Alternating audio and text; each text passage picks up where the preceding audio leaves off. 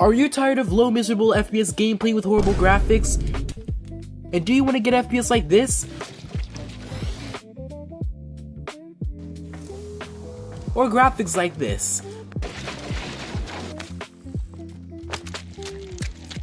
But your biggest problem is that you're on a low-end or mid-range PC. Well, you're in luck, because in this tutorial I will be showing you how to get the best FPS or graphics, or even a balance between the two on low to mid-range hardware, making this tutorial for both laptops, desktops, possibly even handhelds, and this tutorial applies to games in general, not just the games shown. Without further ado, let's get into it. Number 1. Go and switch your operating system. Now I assume you guys are on Windows because it has the best compatibility with games, but I have to be honest with you, Windows sucks. Microsoft Windows literally takes up so much storage, with Windows 10 taking up an insane 20 to 40 gigabytes of storage once installed, and uses 1 to 2 gigabytes of RAM while idle, and 2 to 4 gigabytes while doing basic tasks. And Windows 11 Home Edition takes up 17.88 gigabytes of storage, but instead of 1 to 2 gigabytes of RAM like its predecessor, it instead uses 2 to 8 gigabytes of RAM, doing literally nothing. And with that out of the way, let's talk about what a custom OS is. Think of major operating systems like Windows, Linux, and Apple as the main categories. Both of these main categories have subcategories called custom OSs. The goal of these custom OSs is to add features or subtract them. While technically Linux is the best operating system to game on, it has extremely limited compatibility with online games made by companies like Activision, Riot Games, Epic Games, Bungie, and Rockstar Games. And because of that, we'll be using a custom OS under Windows. Now there are plenty of amazing custom OSs for Windows like Atlas OS, Rev iOS, or my personal favorite, XOS. So my number 1 recommendation is XOS. I will not be explaining how to get them for the sake of time, but you can look it up, and I would seriously recommend doing this first, as this is the most important step. Number 2. Update your drivers. Now since I'm using an NVIDIA GPU, the process for me is pretty straightforward, but if you're using AMD, Intel, or some other GPU I don't even know exists, please look up a tutorial for that. On an NVIDIA GPU, all we have to do is press the Windows key or click Start, then search an NVIDIA app, then just click on it. Once you load into the app, click Drivers, then click Update, or reinstall if troubleshooting, then follow the rest of the steps and it should prompt you to restart your computer. The reason why you should update your drivers is because every update NVIDIA adds code to optimize your hardware even further. It gives bug patches and game optimizations to help you game smoother. Number 3. Change your power plan. Now this is especially helpful for laptops and handheld users, but it can be beneficial for desktop users. So we actually have 2 methods. You can use my script to get a better power plan, or use the Windows default if you don't trust my code. So first we'll do my way. Just go to the description and click on the paste bin, copy the script, and then open Notepad. Once you're inside of Notepad, click the plus button, then paste the entire script. Once it's pasted, click File in the top left corner, Save As, then name it whatever you want, but it has to end with .bat. Now the script has been created, and now all you need to do is run it as administrator and follow the steps and you're done. After that, we should check if it worked. Click Start or press the Windows key and type Power Plan, then it should give you the option to click High Performance or Ultimate Performance. As a disclaimer, this usually has to be done every startup, or you can just do the Windows default High Performance and just switch to the Power Plan. It should be there by default. Step 3. Tweak your BIOS settings. So basically I'm on a Yoga Lenovo laptop, so this is just my BIOS menu. I just spammed F2 after I restarted, but it might be different for you guys. So basically what you want to do is you want to check all of your settings. So I'm just going to quickly go check this.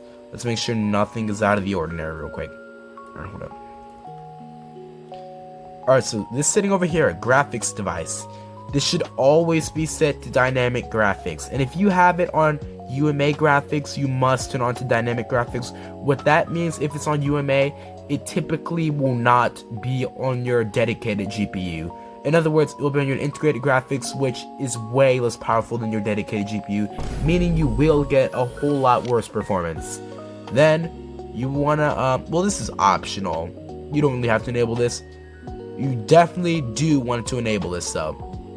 Intel hyper-threading technology, it refers to something similar to this. I'm not sure for the equivalent for AMD again. I do not know this because I plan to switch over to AMD, but I'm not there yet. So you just want to have this enabled And let's scroll down a little bit more. These are just performance settings. Now you see this? System performance mode. I think I tweaked this the wrong way because I have it on intelligent cooling, and that's a revelation actually. Like, I'm supposed to have this on extreme performance. Maybe that's why I was lagging a little bit. Not sure if you noticed in my recording I was lagging though. Let's keep scrolling. Now, if you get ultra quiet mode, you need to turn this off. This should always be disabled if you are seeking max performance. Now, if you don't care about max performance, then go ahead and leave it on, but for max performance in this video, you want to disable it, because what this does, it causes your fan to spin slower, which causes your components to get hotter. In turn, this will go and cause your stuff to throttle. In other words, it will slow down the clock rate, and this is not what we want. That means you will perform worse. And in smart power, we do not want to go and have this enabled, because it's gonna balance it with battery life. And at this point, I think we just don't care about battery life, or at least that's my situation. Anyway, those are all the tweaks you should make, and when you're done, you just want to go to exit, and then you want to go to save changes. Okay, save changes, confirm, and then it's gonna give you an option right here. It says F10. Sorry for my dirty laptop screen, I'm gonna clean that. But anyway, just click F10, and it's gonna ask you if you want to confirm and exit. You click yes. Step 5. Disable unneeded startup apps. This step is so easy to do, yet it's going to free up so much performance, because by default, Microsoft has stuff that is not needed to launch whenever you boot up your computer. This can slow it down. Doing this will certainly free RAM, and it can potentially free GPU and CPU usage depending on the app.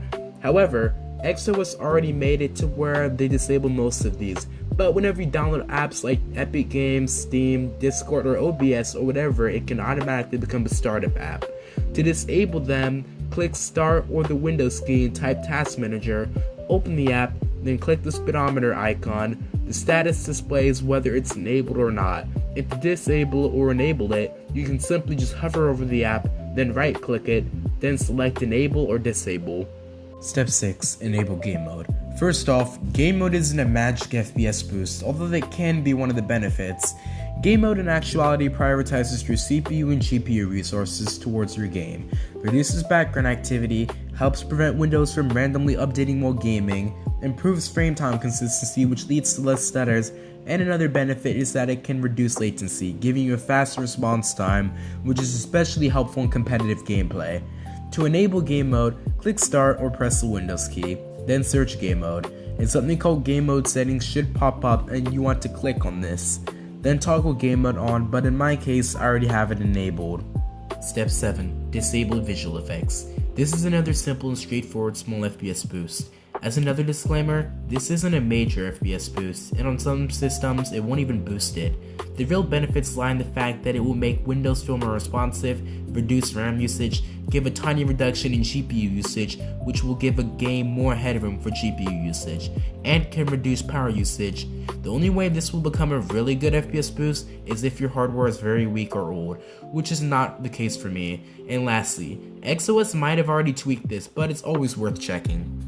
To disable visual effects, click Start or press the Windows key, then type visual effects, then just press enter, or you can click it with the mouse. Then you should see transparency effects and animation effects, and just disable both of them by clicking on it. Step 8. Clean and repaste your computer. If your computer is running hot or throttling, it might not mean that your fans are too cheap or too slow. It might just mean your thermal paste on your CPU and GPU is dried up. This step is effective on both laptops, desktops, and handhelds. This step is especially important if you've never cleaned the device within 2 to 3 years. Before we start, let's talk about what thermal paste is, how it works, and good options and why device is needed. Thermal paste is a heat-conductive material placed between a CPU or GPU chip and its heatsink. Thermal paste helps heat move from the CPU or GPU into the heatsink more efficiently, directly lowering temps while the computer is under load. On a microscopic level, thermal paste is designed to feel the microscopic imperfections and create much better thermal contact. Now for good options, you can use brands like Arctic MX-6, Natua NT-H1, and Thermal Grizzly Cryonaut. Each of these thermal pastes carry their own advantages or disadvantages. Arctic's advantages are excellent performance and it doesn't dry or bleed as easily, and has good long-term stability and available in several sizes, and its disadvantage is that it's thick. Noctua's advantages are that it's very easy to apply, non-conductive or corrosive, and has excellent long-term stability with Noctua rating it up to 5 years on its CPU. Its disadvantage is that it's older than other brands, causing it to have a lower range of temps at -50 to 110 degrees Celsius. Thermal Grizzly's advantages are that it has excellent thermal performance and is designed for demanding overclock systems and is not conductive, and has a temp range rated for -250 degrees Celsius to 350 degrees Celsius. The best all around is Arctic, the best easy to use and reliable is Noctua, the best for max temps is Cryonaut, and recently I repasted my laptop CPU and GPU with Thermal Grizzly, so if you ask me, Thermal Grizzly is the best. The reason why a device needs thermal paste is because the CPU or GPU gets extremely hot when it's working. The heatsink is designed to pull that heat away and eventually release it through the fins and fans, but the surfaces of the chip and heatsink are not perfectly smooth. Under a microscope, they have tiny bumps and gaps. Step 9. Take advantage of your card features. Unfortunately for AMD GPU users, I don't have an AMD GPU, so I won't cover it in this video. But on an NVIDIA card, you should take advantage of the things like DLSS Super Resolution, DLSS Frame Generation, DLSS Multi-Frame Generation, DLSS Dynamic Multi-Frame Generation, NVIDIA Reflex, NVIDIA Smooth Motion, DLSS Ray Construction, Resizable Bar, NVIDIA GPU Boost, Game Ready Drivers, G-Sync, Advanced Optimus, the list goes on and on. But for the sake of time, I will not be naming them all. So in this segment of the video, we will just talk about the ones that affect performance the most, how they work, and what it does. Number 1. DLSS Super Resolution. DLSS Super Resolution, or DLSS-SR, is NVIDIA's AI-powered upscaling technology. Its main purpose is to increase FPS while keeping the image looking close to a higher resolution render. Instead of your GPU rendering every frame at your monitor's full resolution, the game renders it at a lower internal resolution, then DLSS reconstructs it into the target resolution.